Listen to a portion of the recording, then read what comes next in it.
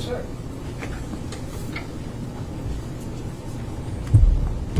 A terrible plan. Justin Sales' terrible plan was to hit a lick. You will learn this phrase in this trial. Hit a lick means commit a robbery.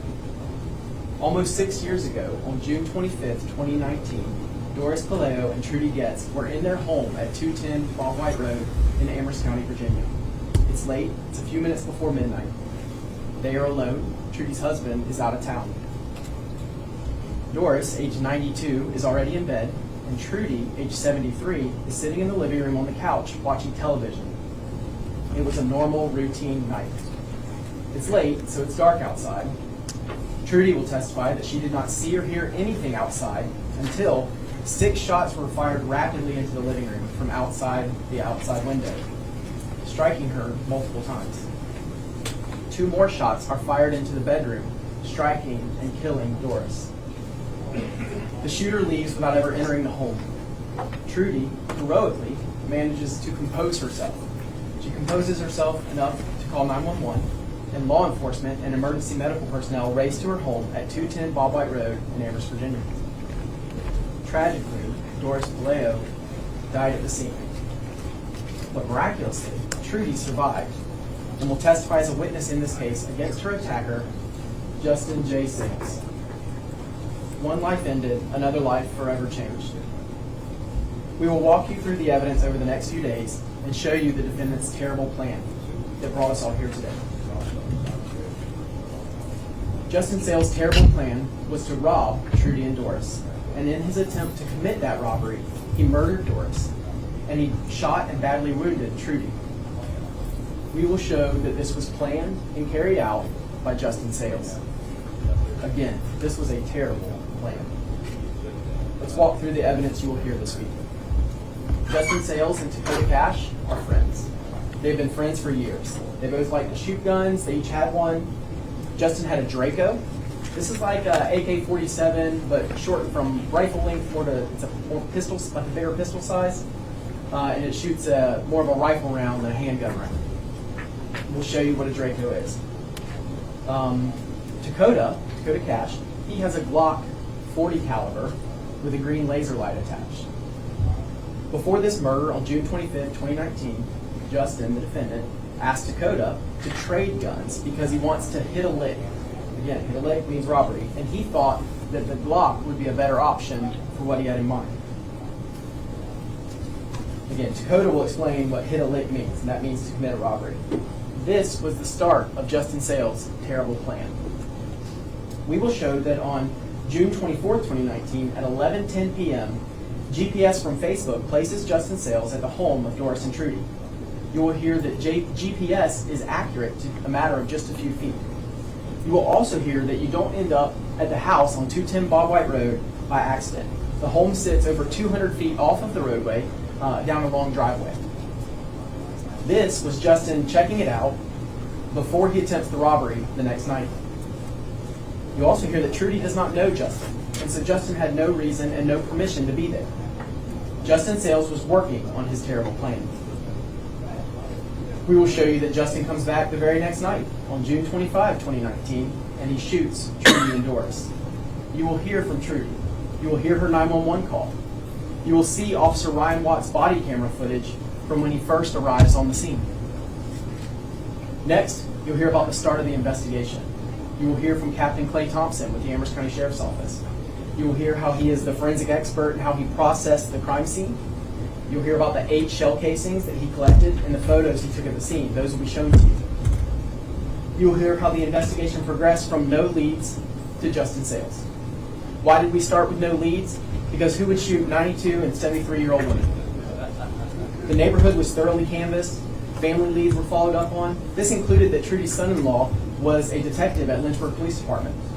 So that lead was involving a law enforcement officer and any potential threats that could have happened against him and the performance of his duties. Well, that brought in ATF Special Agent Russell Davidson. He then was added to the team of investigators who were working on this case. Investigators were also familiar with another shooting in the area from the previous month. In May 2019, Justin Sales' home at 600 Early Farm Road was shot at. The Amherst County Sheriff's Office investigated all of this. Through the ATF, we were able to determine that Hannah Richardson, who was the defendant's girlfriend at the time, had previously purchased a Glock Model 22 .40 caliber. With a little more investigation, we learned that the Glock was purchased for Dakota Cash. Remember, Dakota Cash is Justin Sales' good friend from childhood. We knew the murder weapon was a .40 caliber based on the shell casings at the crime scene. A search warrant followed on July 2nd, 2019, and a Glock .40 caliber was collected from Dakota Cash's home on 136 Thacker Lane. This Glock .40 caliber with a green laser attached was located on that search warrant and then sent to the lab for analysis. The ATF lab then becomes the heroes of this case when they were able to rapidly get back the ballistics information that showed that this Glock Model 22 .40 caliber was in fact a murder weapon. At this point, we knew which gun. Now we needed to find out who shot the gun, killing Doris and badly wounding Trudy. What we learned, and will prove at this trial, is that Justin traded his Draco for the Glock 22 .40 caliber with the green laser light. He did that to hit a lick to commit this robbery. You will hear testimony from Dakota Cash that they traded guns, and Justin had the Glock, and after the murder, they traded back. You will hear a controlled call, a recorded phone call between Dakota and Justin Sales, where the defendant confirms he had the gun the whole time. Toward the end of the conversation, you'll hear Sales kind of try to stop the phone call and say they just need to meet and talk in person and stop saying so much over the phone. Pay close attention when you hear this phone call. At his arrest, Justin Sales was tracked using the cell phone number ending in 1519. This number is important because this phone number led us to Justin Sales. This number is also important because this number downloaded a scanner app right after the murder to listen to what the police and first responders were doing. We will show you how Justin Sales tried to cover his tracks from carrying out this terrible plan. First, he traded the murder weapon back to Dakota, trying to cover his tracks, and later he tried to pay people to lie and say it was someone else. His cover-up won't save him. His lies won't conceal the truth. Justin Sales messed up. His terrible plan did not work.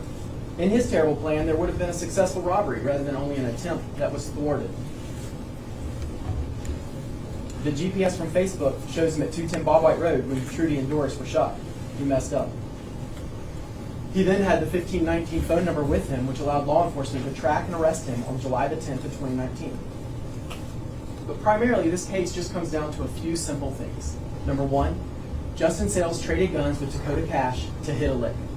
Number two, Justin Sales, without question, had the Glock Model 22 .40 caliber with the green laser in his possession when he went to 210 Bob White Road to hit a lick.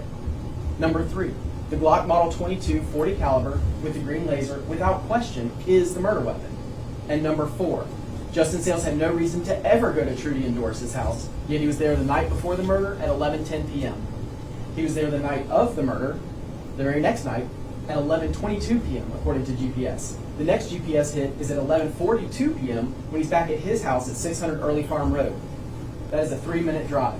11:42 p.m., he's back. So there's a 20-minute stretch accounting for him at Trudy's house. It is interesting that it's also a 3-minute drive from Bob White Road, Trudy's house, where the shooting occurred, to Justin Sales' home at Early Farm Road.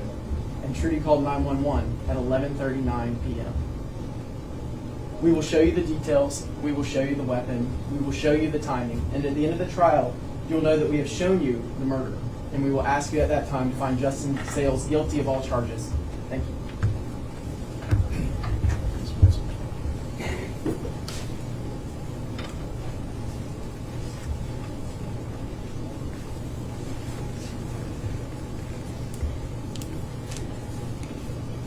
What happened to Doris Puleio and Trudy Getz in June of 2019 is indeed a tragedy.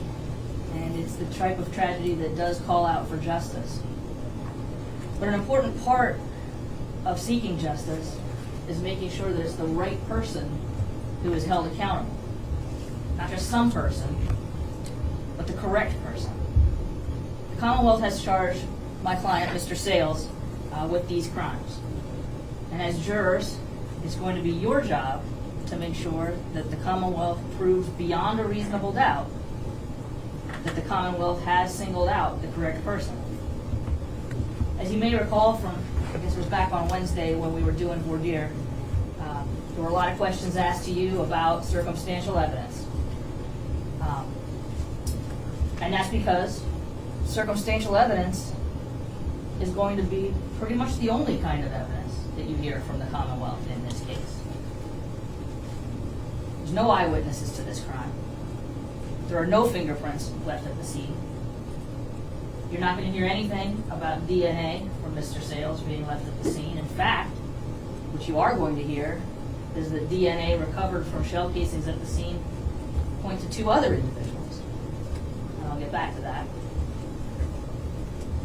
And this terrible plan that Mr. Carver has been referring to apparently is to commit a robbery, but you're going to hear absolutely no evidence that anyone ever tried to make entry into this house, and that no items were taken from the house.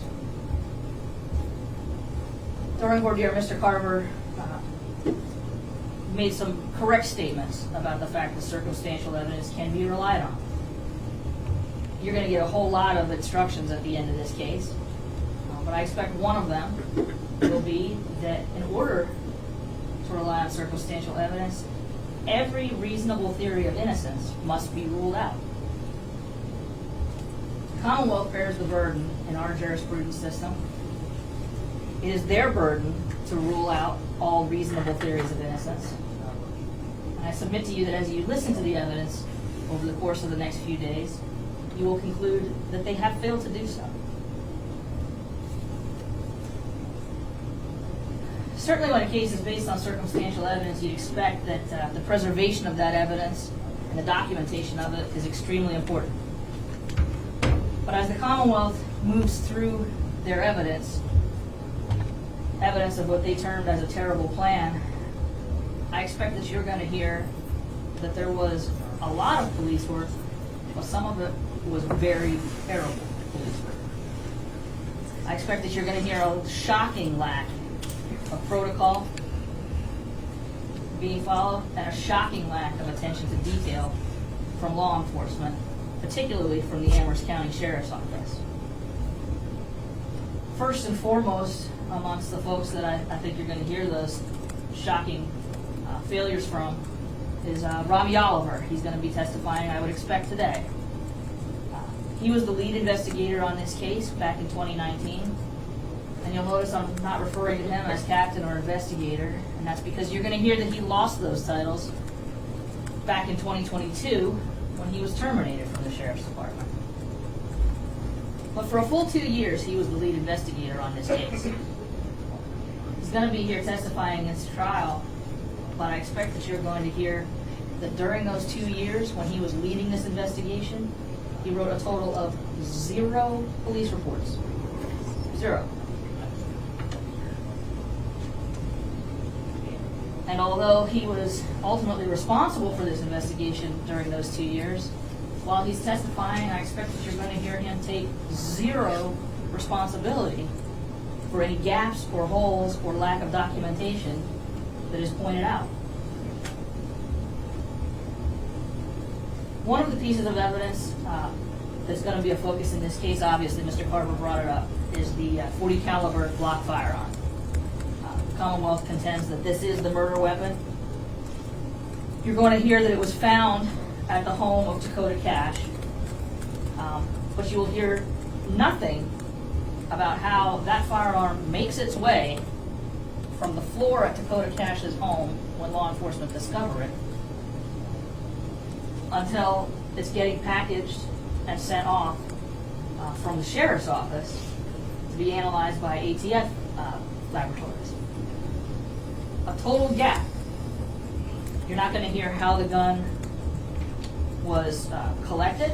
You're not going to hear who collected it. You're not going to hear who transported it. And you're not going to hear any documentation about what was done with it, how long it was in transport, or who was involved in doing that transport.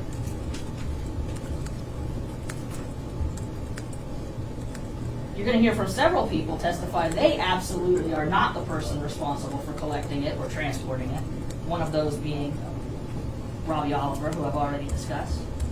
But you're not going to hear anyone take responsibility from finding the murder, for getting the murder weapon from where it is found in Dakota Cash's house to the Sheriff's Department when it's being packaged on a different day. Another key piece of evidence in this case is a pink iPhone. Mr. Carver was talking about the GPS locations, and I think he referred to the Facebook tracking, that's how that's done. This is all related to a phone number that he referenced to, but this is a phone that we're talking about is a pink iPhone. We know that this iPhone was collected by Captain Thompson. Captain Thompson is going to testify to that, I'm sure. And we know that because he wrote a report. Then that phone, I believe you're going to hear, was at some point transported to the state police for some work. And then the phone apparently comes back to Robbie Oliver again. I expect Mr. Oliver to testify that he has a vague recollection of initially receiving this phone from Captain Thompson in the parking lot of a Hardee's, possibly wrapped in tinfoil. He may testify to having a vague recollection of sending it to the state police to have some analysis done. When he testifies, I expect he's going to say he has absolutely no idea what happened to the phone after that. No recollection of actually getting it back from the trooper or the state police. And I expect that you're going to hear Mr. Oliver say that there were a few places in his office where sometimes he kept phones that were being processed for evidence. Doesn't really remember this particular phone or what he might have done with it. But he's going to have to concede that he had no idea where that phone was located when he was fired in 2022.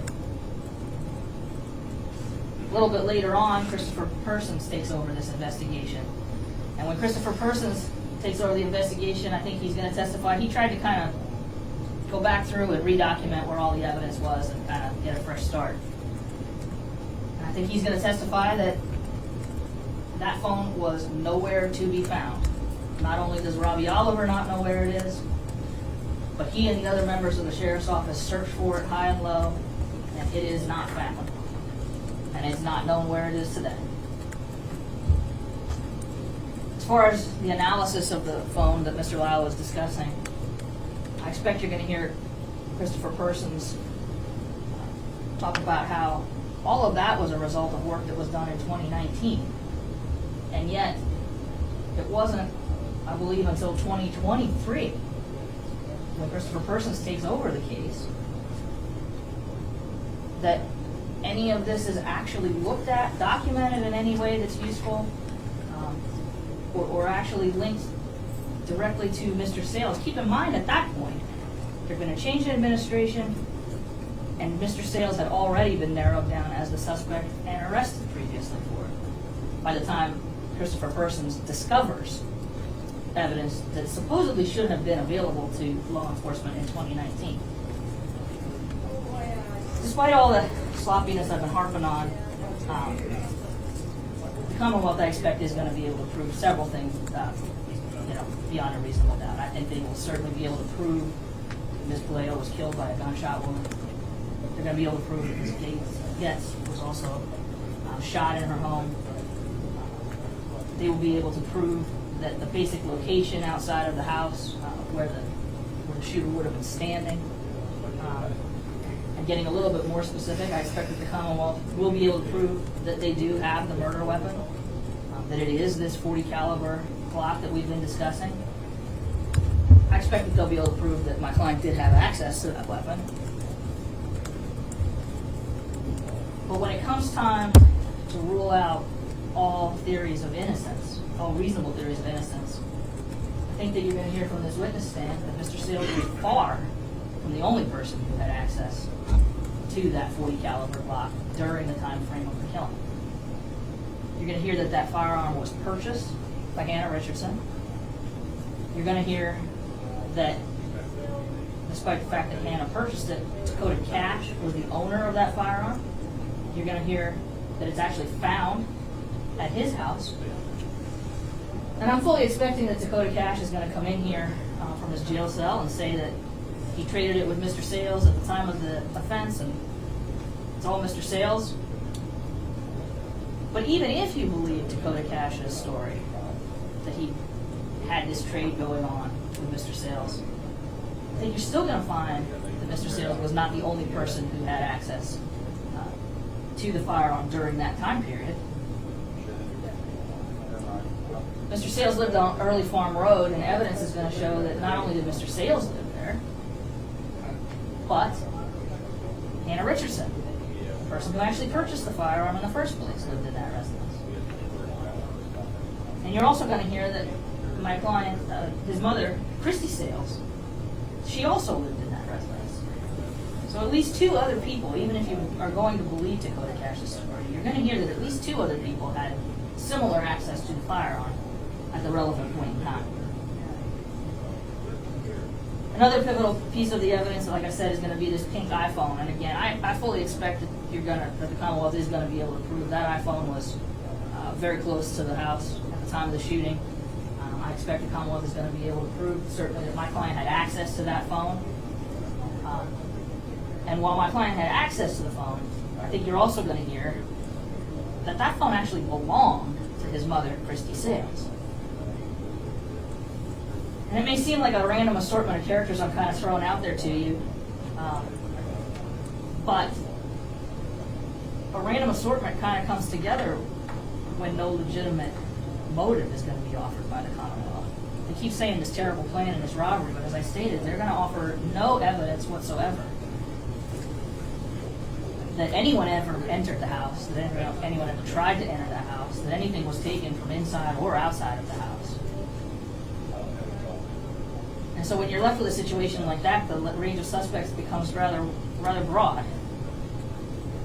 You're going to get to hear directly from Dakota Cash, and you're going to get to hear directly from Hannah Richardson. So you're going to have an opportunity to judge their credibility and think about what kind of motives they may have for what they say. But you're not going to get to hear from Christy Sales. And the reason for that is because I expect you're going to hear testimony that she is wanted and has fled to New England.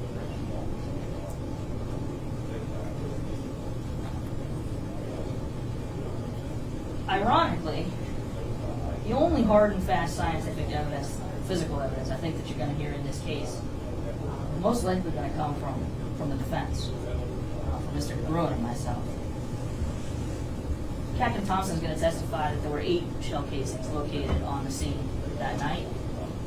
He's going to indicate that he's going to testify that he collected those, preserved those, so that possible fingerprint and DNA analysis could be done on those shell casings. And you're going to hear that during the course of the investigation, known DNA samples were taken from a variety of folks, including Mr. Sales, but also including Dakota Cash and their mutual friend Jabari Stewart. All of this gets sent to the ATF lab for analysis. No fingerprints apparently are discernible.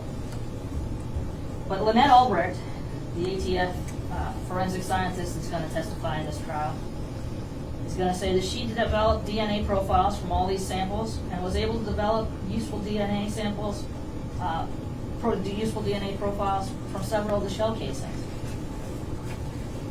None of those come back to Mr. Sales. They do, in fact, come back to Dakota Cash and Jamari Stewart. As I stated at the start, what happened to these ladies in their home is a tragedy, and that tragedy demands justice. But it's your job to make sure that the right person is held accountable for these crimes.